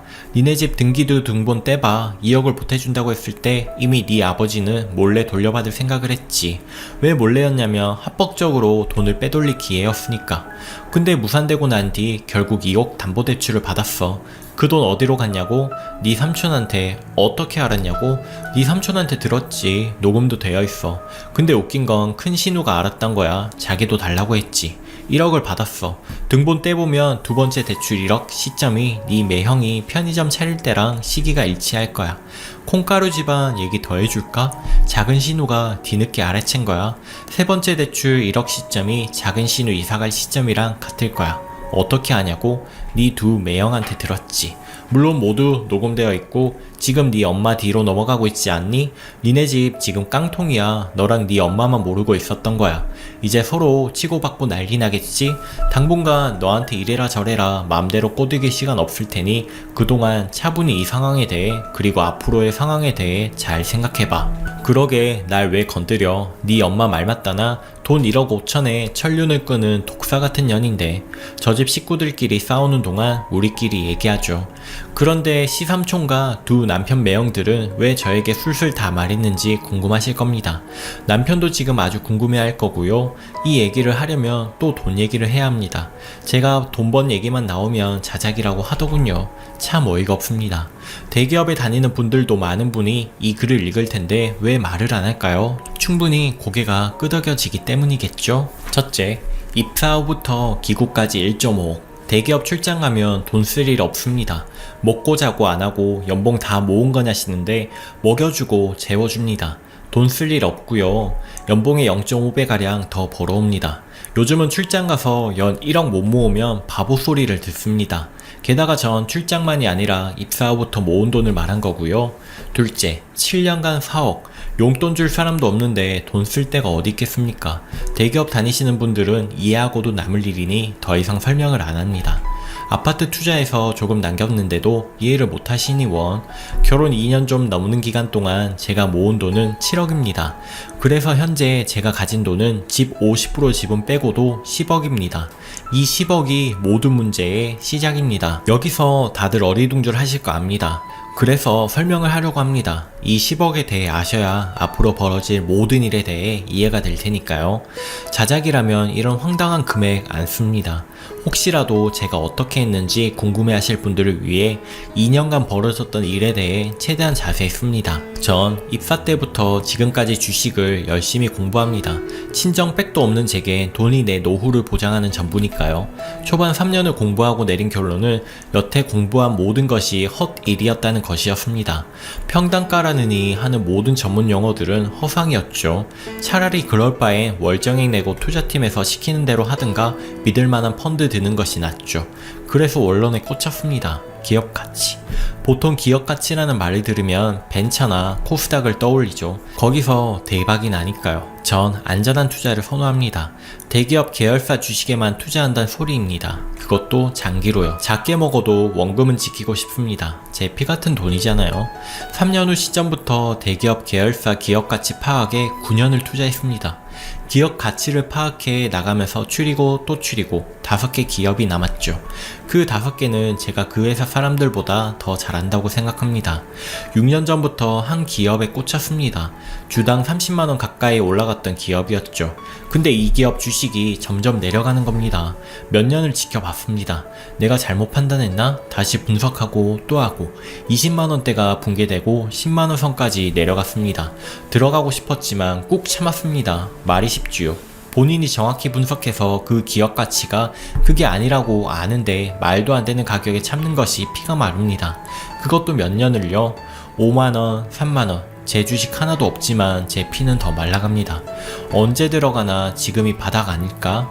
정점 대비 10분의 1인데 입안이 타들어가도 참았습니다. 3만원 하던 게 2만원, 결국 2만원 선도 붕괴되었습니다. 전 준비를 하기 시작했습니다. 아파트를 팔아 현금을 마련하고 1억 마통을 뚫었습니다. 생활비를 최대한 줄여 저축액을 늘려갔고요. 또 1억 마통으로 시비 걸라고 싶네요. 마통은 연봉선까지는 그냥 나옵니다. 전 대기업 다니고 대기업은 주거래 은행이 회사 사내에 있습니다. 월급 통장도 관리하죠. 즉 은행 입장에선 땅 짓고 헤엄치기 장사입니다. 집 산다는 핑계만 대지 않으면 대충 핑계만 대도 액수를 올려줍니다. 따지지도 않습니다. 제 경우엔 1억이 한도입니다. 들어갈 타이밍만 노렸습니다. 아직 아니야, 기다려야 돼 하면서요. 그 회사에서 대규모 정리해고 바람이 불었습니다. 뉴스에선 연일 M&A 이야기가 나오고 어디랑 합병설 온갖 찌라시가 불었습니다. 회사 직원들은 불안에 떨었고요. 대규모 해고에도 버티지 못한 그 기업은 임직원을 대상으로 우리 사주를 발행할 거라는 소문이 돌았습니다. 직원들조차 강요에 억지로 사는 분위기였지요. 기업 미래는 보이지 않았습니다. 지금이야. 3억을 주식 계좌에 넣고 마통에서 1억을 빼서 넣고 제 통장 잔고부터 모든 걸 한 푼도 안 남기고 끌고 넣었습니다. D-Day 총 4억 3천만원. 연차를 내고 집에서 모니터를 보면서 몇 번이고 저 자신과 문답했습니다. 이 기업 가치에 대한 네 분석이 정확하다고 자신할 수 있느냐? 있다. 언제 올라갈지도 모르고 더 떨어질 수도 있는데 그걸 감당할 수가 있냐? 몇 년이 걸리더라도 반드시 오른다. 난 믿는다. 이 돈을 날리면 넌 파산이야. 그래도 할래? 신이 내게 주는 일생일대의 기회다. 절대 놓칠 수 없다. 떨리는 손으로 9,000원 매수 주문을 넣었습니다. 스스로 겁에 질려서 취소할까봐 모니터를 꺼버렸습니다. 그리고는 벌벌 떨리는 손으로 기도를 했습니다. 그 이후부터 매도할 때까지 11,000원대만 붕괴되면 그동안 모은 돈을 또 넣고 그랬습니다. 다 쓸어 넣었죠. 막판엔 가격 상관없이 넣었고요. 주식 해보신 분들은 아실 겁니다. 얼마나 피가 마르는지요. 게다가 전 전재산에 마통 대출까지 다 쓸어 넣었으니까요. 중간에 팔 기회가 한두 번 생겼지만 시기를 놓쳤습니다. 욕심을 조금만 내려놓자 신이 내게 주는 건 여기까지인가 보다 생각을 했습니다. 지난 3월 매도 결심을 하고 목표액을 정하고 기다리기 시작했습니다. 저녁을 먹으면서 남편에게 이 얘기를 했습니다. 이제 슬슬 팔아야겠다고요. 그때 그걸 넣었어? 처음 시작할 때 남편에게도 말했거든요. 투자하라고. 남편은 망할 기업에 투자하는 미친 사람이 어딨냐면서 절더러 절대 넣지 마라 했고요. 내가 잘못 판단한 거면 남편에게 원망 들을까봐 더 권하지 않고 저만 그냥 몰래 넣었습니다. 이게 제 실수였습니다. 이 모든 사단의 출발점이 된 거죠. 당연히 남편은 현 시세를 알아봤겠고 또 그걸 시가에 자랑했겠죠. 그렇게 되었을 겁니다. 며칠 후 지방 시가에 남편이 내려갔다 오고 용돈 300만원 얘기가 시작되었거든요. 저 참 어리석죠? 그래도 남편이라고 믿었는데 말입니다. 주식은 5월 중순에 팔았습니다. 목표액은 18,000원이었고 18,000원에서 19,000원 사이로 정확한 계산에 의해 순차적으로 매도했습니다. 가격은 조금 더 올라갔지만 눈썹 정도의 팔은 꼴입니다. 발바닥에서 샀으니 승부를 잘한 거죠. 초기 투자액 4억 3천, 중간 투자액 1억 2천, 총 투자액은 5억 5천입니다. 중간 투자액 1억 2천을 그 짧은 시간에 어떻게 모았냐 시비 거실 분들 이젠 설명하기도 귀찮습니다. 마음대로 생각하세요. 다른 데에서 단타 몇 번 쳤습니다. 수익률 정말 조금이고요. 매도 3일 후 11억 원이 제 통장으로 들어왔고 1억으로 마통 갖고 10억이 남았습니다. 엄청난 대박으로 많이 버셨다고 생각들을 하시겠지만 제 마음고생은 이루 말할 수가 없었습니다. 마통 제하고 순수 제 돈으로만 계산하면 3억 3천 더하기 1억 2천 총 4.5억으로 5.5억을 번 셈이니 이게 그렇게 큰 대박인지는 잘 모르겠습니다. 투자 기간도 기니까요. 이쯤 말하면 전업 투자자나 전문가분들은 바로 떠오르는 기업이 있으실 겁니다. 대기업 계열사라고까지 말했으니까요. 그리고 그 기업분이나 같은 업종분들이나 같은 그룹 계열사분들도 짐작이 가실 거고요. 하지만 댓글로 기업 이름을 말하지 말아주셨으면 합니다. 순진한 초보분들이 이 글을 읽고 따라 들어올까봐 무섭습니다. 남에게 폐를 끼치고 싶지 않은 제 마음을 이해하시고 부탁드립니다. 그리고 지금은 마음이 흔들리시는 분들, 저는 이미 빠져나왔다는 걸 기억해주세요. 그리고 주식 투자는 기업 가치만으로 승부하면 절대 안 된다는 것을 명심해주세요. 제가 이런 말 하면 우습지만 현실이 그렇습니다. 기업 가치보다는 전문 용어가 사용되는 평가 방식이 더 옳습니다. 남편은 3월 이후부터 계속 물어왔습니다. 팔았냐고요? 300만원 사건이 터지고 남편도 저러니 지금 어떤 상황인지 판단이 서더군요. 5월 중순에 팔았다고 말했습니다. 이제 무슨 일이 벌어지나 눈 크게 뜨고 살펴보았죠. 시삼촌부터 큰 신우, 남편, 작은 신우, 남편 차례로 전화가 오더군요. 1억 빌려달라는 말부터 5억 투자하라는 말까지 다양했습니다. 공통점은 비밀로 해달란 거였죠. 전 그럴 생각이 있는 것처럼 오해를 만들고는 직접적으로는 승낙은 없었지요. 왜 필요하냐, 무슨 일이냐 꼬치꼬치 물었어요. 술술 불더군요. 다 녹음했습니다. 경찰을 할 걸 그랬나 봅니다. 제가 신문에 이렇게 소질이 있을 줄이야. 제가 웃는 게 아닙니다. 현재 시가 상황은 이렇습니다. 시어머니 입장, 내 지갑은 며느리, 내 노후 보장도 며느리. 절 소나기에 집어넣으려고 엄청 애쓰십니다. 물론 시어머니 진로요. 둘째, 시아버지 입장. 300만원씩 꾸준히 뜯어내면 목돈 마련된다. 나름 소박하시죠? 다른 분들이 목돈으로 한 방에 다 뜯어가려는지도 모르고 말입니다. 셋째, 시삼촌, 큰 신우, 작은 신우 입장. 한 방에 챙겨 먹어야 한다. 먼저 뜯는 놈이 임자다. 서로 그렇게 생각하는 줄은 모릅니다. 자기만 그러는 줄 알죠. 여기서 포인트. 작은 신우는 지 남편이 이러는 줄 모릅니다. 자기 마누라한테도 비밀로 해달라고 했거든요. 그 돈으로 아내 몰래 뭘 하려는 걸까요? 두 집 살림이라도 차린 걸까요? 전 모릅니다. 하지만 제가 또 싸움 붙인 것 같죠? 오늘 밤 그 동네 시끄럽겠네요. 주민분들 죄송합니다. 남편아, 니네 집 싸움 아직 안 끝났냐? 그 사람들은 더 싸우게 냅두고 이제 내 요구 조건이나 들어라. 내가 그린 그림은 이혼으로 가는 5단계 과정이야. 네가 알아두면 판단에 도움이 될 것 같아서 간략히 설명해주마. 자세한 설명은 그 단계가 가면 해줄게. 미리 하면 네가 너무 겁먹잖니? 제1단계. 널 남편으로서 자리 만들어주는 거야. 널 저 개차반 시가에서 빼내고 같이 사는 거지. 네가 3가지 단점은 있지만 애 아빠니까. 근데 너 오늘 아침까지 백기투항하지 않았지. 그러니 1단계는 쫑이다. 난 너와 달라서 내가 한 말은 지켜. 너도 잘 알잖니. 그러니 다시 합치자. 용서해달라 이러지마. 서로 너무 구질해지잖니. 우리 품위 지키면서 살자. 너 알잖아. 난 품위 있고 쿨하게 세상 살아가는 것이 내 인생 목표인 거 말이야. 제2단계. 저번에 말했던 합의 이혼 단계야. 지금 상황이지. 이제 2단계로 들어왔으니 자세히 말해줄게. 내 요구 조건은 이거야. 첫째, 재산 분할은 각기 통장 알아서 들고 가고 집은 팔아서 집 대출 갚고 남은 돈은 등기대로 50%씩 나누는 걸로 한다. 둘째, 혼수는 반반 했으니 중고가격 생각해서 1000만원으로 퉁치자. 네가 1000만원 내고 다 들고 시가 가든지 내가 1000만원 줄 테니 다 두고 못 만나가라. 2번을 전에 이렇게 말했지. 이제 A 상황과 B 상황으로 나눈다. 미리 말하지 못해 미안해. 하지만 미리 말하면 재미없잖니. 내가 한 달간 단기 출장 갔을 때 컨소시움 파트너사에서 내 일처리 능력이 놀랍다면서 스카웃 제의했던 거 기억나지? 지난 금요일에 메일을 보냈거든. 내 상황이 지금 이러한데 스카웃 제의가 아직 유효하냐? 내가 이민을 가게 되면 회사 차원에서도 적극 도와줄 수 있냐? 내가 들고 갈 재산은 현금 11억 원이다. 아주 긍정적인 대답을 받았어. 이민 문제도 회사와 계약하면 전혀 무리 없고 재산도 이민국에서 만족할 수준이라며 내 영어 실력은 최고인 걸 알고 있으니 아주 빠른 속도로 진행될 거라네. 자신들은 날 환영한대. 그래서 A 상황은 애를 내가 키울 경우 내가 1000만원 줄 테니 네가 못 만나가라. B 상황은 네가 키울 경우 난 이민 간다. 그러니 나한테 1000만원만 줘라. 셋째, 양육비는 누가 키우든 월 100으로 하자. 넷째, 누가 키우던지 우리 애기 대학 가면 등록금 반반 부담하는 걸로 하자. 너도 알지? 애가 대학 갈 나이면 우리 퇴직이야. 회사 지원 못 받아.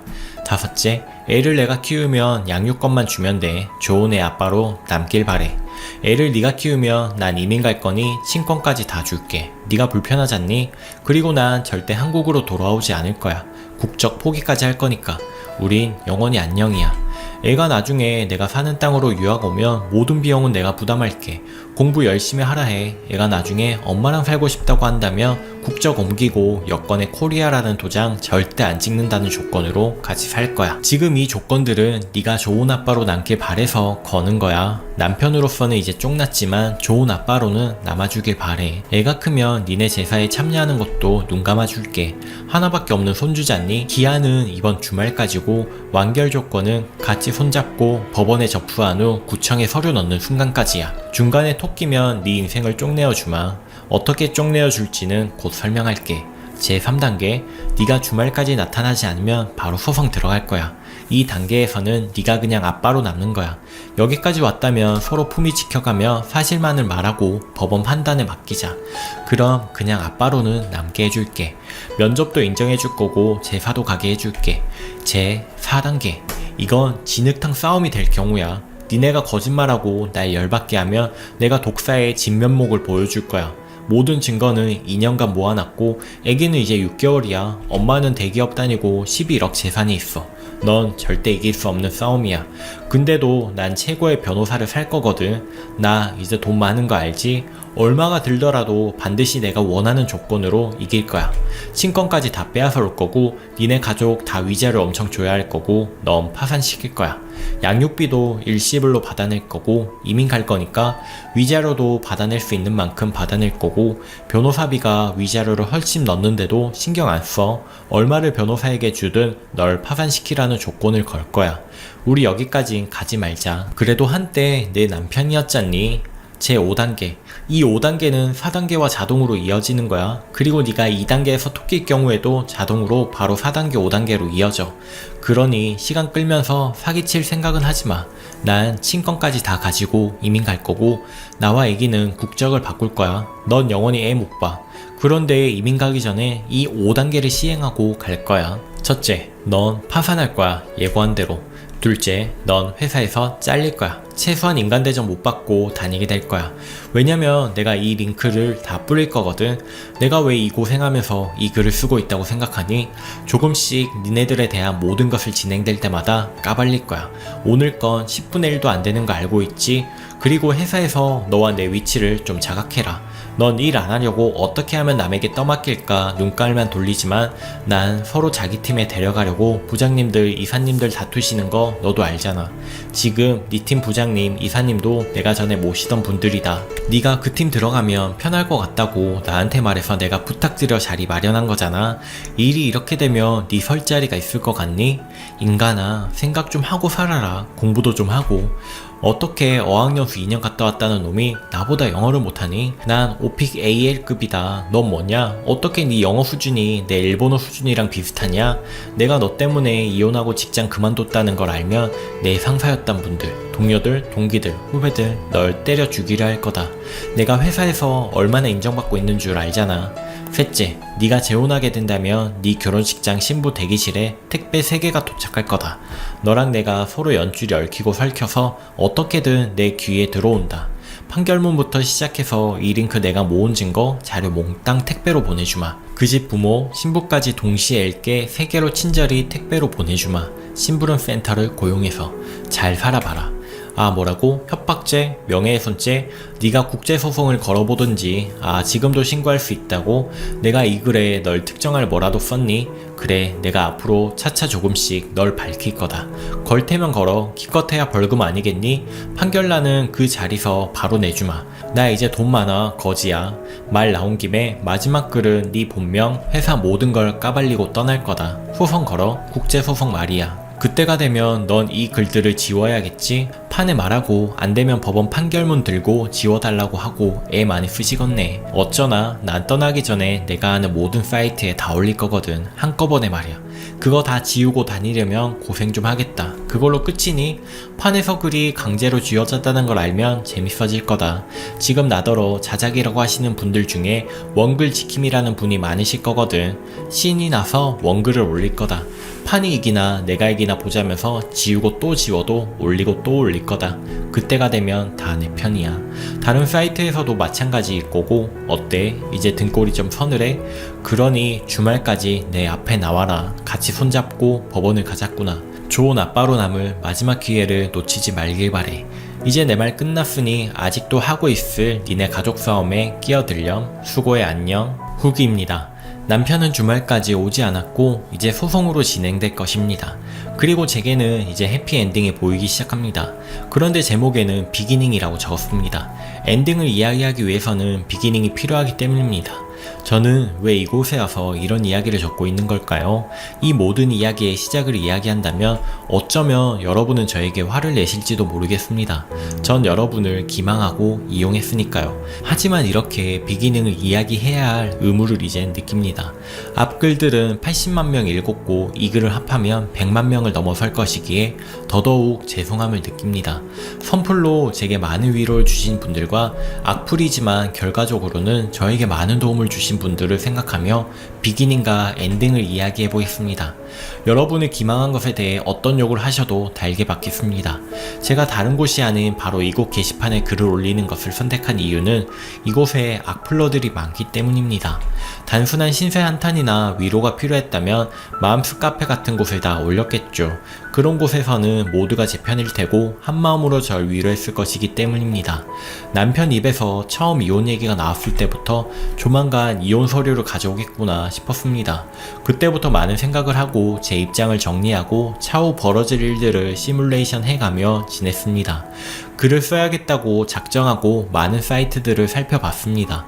제가 원했던 사이트 조건은 많은 사람이 찾아오고 적당한 숫자의 악플러가 있는 곳이었습니다. 그리고 나름의 계산을 한 결과 이곳을 선택을 했습니다. 왜 악플러가 굳이 필요했는가에 대해선 벌어진 사건을 통해 아래에 설명하겠습니다. 많은 준비를 했습니다. 앞으로 벌어질 일에 대해 시뮬레이션을 하며 준비를 해가는 동안 가장 힘든 점은 제가 C가 식구들의 수준으로 내려가는 일이었습니다. 그 수준으로 제가 스스로 내려가지 않으면 C가 앞에서 앞으로 행할 일들을 짐작할 수 없기 때문인데 이게 예상외로 힘이 많이 드는 난제였지요. 제가 어떤 준비를 했는지에 대해 모두 밝힐 순 없지만 아직 진행 중이기 때문입니다. 신우의 사건에 대해 한 가지만 이야기해 보겠습니다. 저는 이 모든 일이 어떤 결말을 맞이하든 간에 빠르게 마무리되었으면 했습니다. 그런데 C가에서는 설마 이혼하려 싶었고 시간만 대충 보내면 저절로 봉합되리라 생각했죠. 그래서 느긋하게 본인들 주장을 굽히지 않고 시간만 때웠습니다. 그래서 전 1편은 글을 쓰고 링크를 보내면서 압박을 시작했습니다. 며칠 지나니 화가 난 시누이들이 남편을 데리고 쳐들어왔습니다. 전 근처 카페에서 가서 이야기하자며 집에 들이지 않았지요. 동네 작은 카페에 간 시누들은 절 협박하며 못할 말들을 했습니다. 카페 주인 아가씨는 밖으로 나가 자리를 비웠고 카페에는 내내 저희만 있었지요. 신우 둘이서 나쁜 경찰, 좋은 경찰 놀이를 하며 쇼를 하더군요. 제가 요지부동이자 화가 난 큰 신우가 물을 저에게 끼얹고 따귀를 때린 후 남편을 끌고 사라졌죠. 여기까지가 사건이고 제가 미리 준비한 것은 카페 주인 아가씨에게 미리 찾아가 제 상황을 이야기하고 둘째, 시가 식구들이랑 제가 오면 자리를 비워주고 밖에서 다른 손님을 막아달라 했습니다. 하루치 매상에 해당하는 돈을 영업 손실금으로 지불하겠다고 미리 합의를 봤습니다. 셋째, CCTV에 녹화된 내용을 받기로 하였습니다. 이 카페는 CCTV 구석 천장에 달려있고 덩쿨 조화로 장식하여 존재 여부를 손님은 알 수 없습니다. 손님이 불쾌할까 한 이유도 있지만 덩쿨 조화로 덮어 아늑한 분위기로 인테리어를 한 가게죠. 제가 들어가서 카운터에서 충전을 부탁한 핸드폰은 녹음이 켜진 상태입니다. 음량이 작아 잘 들을 순 없지만 돈만 주면 음량 증폭은 문제없죠. 모든 것은 제가 뜻한 대로 됐고 폭행 증거와 당시 상황이 전부 녹음되어 있습니다. 이제 전 이혼소송 변호사를 만날 것이고 이 건도 같이 진행할 생각이며 어떤 합의를 볼 의사가 없습니다. 남편아, 신우들이랑 보고 있지? 날 어르고 달래서 너희 뜻대로 하고 싶었겠지. 신우 둘이서 좋은 경찰 나쁜 경찰 놀이를 하고 넌 구경만 했지. 참 역겹더라. 큰 신우는 카페 들어서자마자 CCTV가 있는지 살펴보더라. 말로 안 되면 때려서라도 날 겁주고 싶었겠지. 일이 이렇게 되어서 어떡하니? 그러니 앞으로 시가 식구들 내 앞에 안 나타나게 해줘. 참 많은 준비를 했거든. 니네 수준으로 내려가서 시뮬레이션 하는 것이 참 힘들었어. 그러니 내가 준비한 것에 족적 걸리지 말고 이쯤에서 시가 식구들이랑 내가 서로 얼굴 안 봤으면 해. 식구들 모두 형사 고소 당하기 싫으면 말이야. 내가 얼마나 많은 준비를 했는지 넌 아마 상상도 못할 거야. 내가 말했잖니?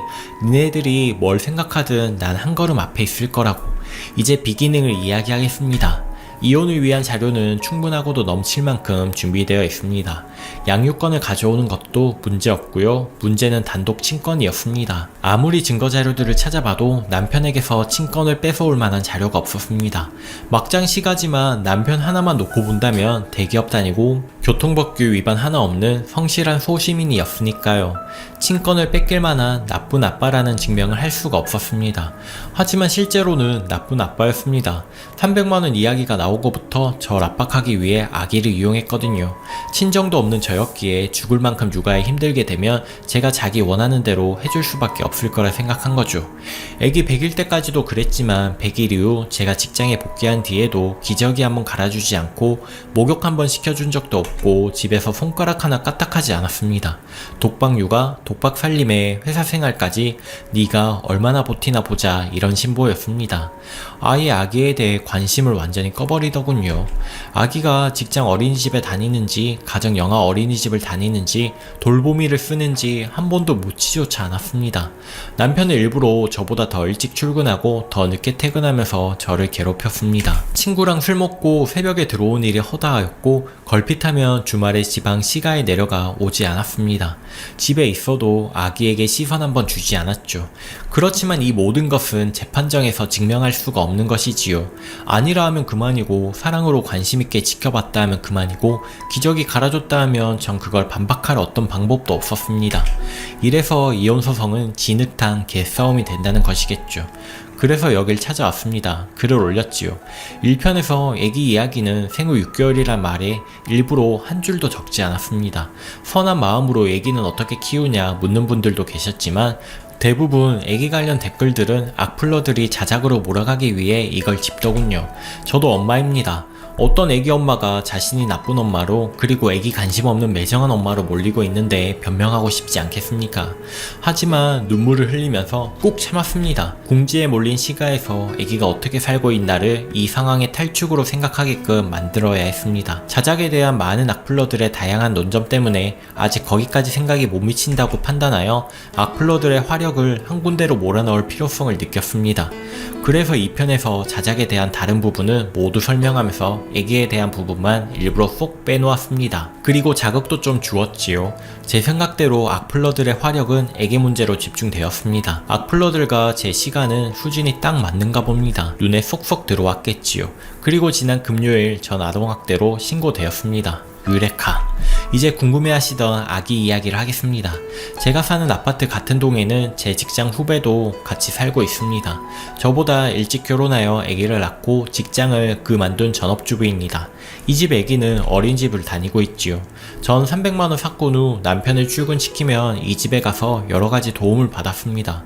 이 집에는 어린이집에 아기를 보낸 후 커피를 마시러 찾아오는 두 분이 더 계십니다. 아파트 옆동에 사시고 다들 동갑이었기에 편하게 육아에 대해 조언도 듣고 하였지요. 지난 3월 이후 제가 주식을 팔려고 때를 살피던 중 이 이야기를 하게 되었고 재테크에 관심이 많은 전업주부들이라 제게 이것저것 물어왔습니다. 제가 투자한 종목에 대해 설명을 들은 친구들은 이제 들어가면 너무 늦었냐고 하였지요. 전 앞으로 조금 더 오를 것이기에 늦은 건 아니라고 하였고 친구들은 절 믿고 투자를 하였습니다. 조금씩 올라가니 자신감을 얻은 친구들은 저에게 마통까지 사용할까를 의논하였고 많은 돈을 다시 넣었지요. 제가 팔 때 같이 팔은 친구들은 각기 큰 목돈을 만지게 되었습니다. 다들 20% 이상 이득을 봤지요. 애기 100일 무렵 복직할 준비를 하면서 고민을 하니 친구들이 먼저 말해주었습니다. 자기들 3명이서 같이 봐주겠다고요. 돈은 필요 없답니다. 대신 이런 확실한 종목이 또 생긴다면 알려달라고 하더군요. 전 이번에 벌은 돈만으로도 재투자할 거면 알려주겠다고 하였고 친구들은 이번에 벌은 돈만 넣겠다고 약속을 하였습니다. 이렇게 전 3명의 돌보미를 구하게 되었습니다. 그중 한 친구는 석사까지 받고 대기업의 직장 어린이집에서 7년을 근무한 육아 베테랑이어서 더 이상의 나은 조건이 없었습니다. 제 아기는 현재 왕자님처럼 잘 키우고 있습니다. 첫 글을 올린 후부터 전 기계처럼 시간을 맞춰서 출퇴근을 하였습니다. 8시 출근, 8시 퇴근에 퇴근 후 친구 집에 들러 아이를 데리고 엘리베이터로 올라와 집에 불을 켰습니다. 그러던 중 직장에 있는데 경찰 전화가 왔습니다. 확대로 이웃에서 신고가 들어왔는데 아기가 어떻게 있는지 봐야겠다네요. 바로 반차를 쓰고 집에 갔습니다. 경찰차가 와 있었고 현관 앞에 경찰가 있는 그놈은 남편 친구였습니다. 시가 식구가 신고했을 줄 알았는데 남편 친구라니 어이가 없었지요. 같이 현관을 들어와서 1층에 있는 친구 집 벨을 눌렀습니다. 들어가니 친구 3명이 다 나와 어리둥절을 합니다. 아기는 곤하게 잠들어 있었습니다. 다주택처럼 아기 하나에 돌보미 3명을 붙이는 것도 법에 위반이 되나요? 제 말을 들은 친구들은 폭설을 터뜨렸고 집안을 둘러본 경찰분은 머쓱해합니다. 전 남편 친구에게 말했습니다.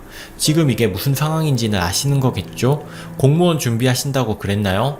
경찰분들과 남편 친구의 말을 종합해보면 상황은 이렇습니다. 모든 이야기는 제 가방 속 핸드폰으로 녹음되고 있었습니다. 혹시 싶어서 친구들도 모두 녹음했다고 나중에 말해서 다 같이 웃었습니다. 지난주 월요일 저녁 남편 친구는 씨가 전화를 받습니다. 우리 손주가 학대를 받고 있는 것 같으니 네가 이러저런 걸 알아봐다오. 남편 친구는 매일 아침 저녁으로 제가 혼자 출퇴근하는 것을 몰래 사진을 찍습니다. 그리고 저녁에 불이 켜지는 것을 또 찍습니다. 직장 어린이집에 남편이 찾아가 재원하지 않는다는 것을 확인하고 확실히 하기 위해 아파트 내 어린이집도 재원하기는 합니다. 그리고 시가에서 내린 결론은 제가 아기를 두고 출퇴근하고 있고 아기는 매일 12시간씩 방치되고 있다는 겁니다. 그리고 금요일 아침 제가 혼자 출근하는 것을 사진 찍은 남편 친구는 시가 지시대로 경찰에 증거 사진을 내밀면서 이웃이라고 거짓말하고는 신고를 합니다. 그날 경찰과 남편 친구를 보낸 후 전 아파트 내 어린이집을 찾아갔습니다. 제 상황을 설명하고 미리 이야기해 놓은 것이 있습니다. 남편이 찾아와 재원 확인해 달라는 녹음본과 CCTV 영상을 얻었습니다. 오늘은 직장 어린이집을 찾아갔습니다. 여기도 원장님과 미리 상황을 말씀드리고 부탁해 놓은 것이 있었습니다. 남편이 찾아온 CCTV와 대화 녹음본은 법원이 요구하면 제출해 주시겠다고 합니다. 그리고 증인으로는 언제든 나서 주시겠답니다. 남편이 정말 얘기한테 관심이 없었던 게 직장 어린이집은 만 1세가 되지 않으면 입소가 안 됩니다. 이 간단한 것도 모를 정도로 관심이 없었던 거지요. 남편 친구는 30대 중후반인데도 아직 공무원 시험 준비를 하고 있고 남편이 술 마셨다 하면 이 친구와 함께이고 돈이 넘쳐나는지 용돈도 매달 줍니다. 남편 말로는 어릴 적 일진에게 본인이 맡고 있을 때 도와주러 달려와 같이 두들겨 맞은 의리 있는 친구랍니다. 공무원 시험 중인 이 남편 친구는 지금 본인 상황이 다급하다 싶었던지 묻지도 않았는데 모든 걸 술술 붓니다.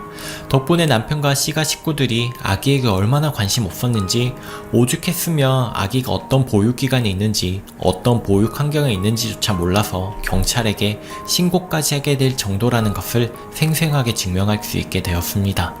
살살 꼬드기니 평소에 남편이 자기에게 남자는 기저귀를 가는 것이 아니라는 둥, 한 번도 기저귀를 갈아본 적이 없었다고 자랑하는 둥, 온갖 소리를 해댄 것도 전부 술술 붓니다. 이제 남편 친구는 자신이 무죄라는 것을 증명하기 위해서라도 법정에서 모든 걸 얘기할 겁니다. 그 증언은 제 재판에서 활용될 것이고요. 이렇게 전 남편과 시가가 아기에게 무관심하단 걸 증명할 수 있게 되었습니다. 이제 단독 친권도 얻을 수 있을 것이고 그동안 여러분들을 기망한 제가 있는 줄 압니다. 여러분들을 이용했다는 것도 가슴 깊이 죄스럽게 생각하고 있습니다. 나쁜 사람이라고 욕해도 달게 받겠습니다. 하지만 제가 지금 찬밥 더운 밥 가리게 생겼습니까? 지금 내 새끼가 저놈 같은 시가에 평생 발목 잡힐지도 모르는데요. 이제 모든 준비가 끝났습니다.